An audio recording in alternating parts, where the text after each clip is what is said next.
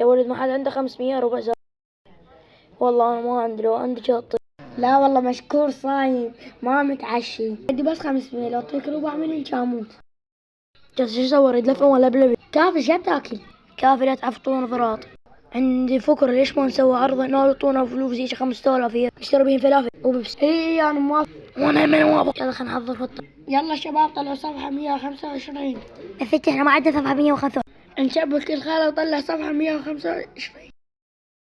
السلام عليكم ست، شلونك؟ انا ما راح اسوي شي، بس شوية اقعد، ما راح اضايقكم، بس قاعد هنا اشوف الدرس زين. لا المدير كلفني بهاي المهمة. يلا هسه حنسويكم استعراض جميل لطلاب.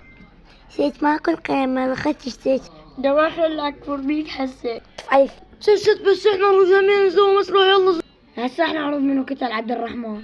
انت قتلت عبد الرحمن. جيب الورقة وبعد لا تحكي. يلا شو تجيبوا قذبة؟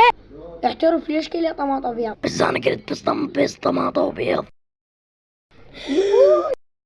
وهسه حسويكم فقرة المحتوى الهابط. من يساعدك بالمحتوى الخايس؟ بس انا جيت من صغير ومن حط لايك واشتراك.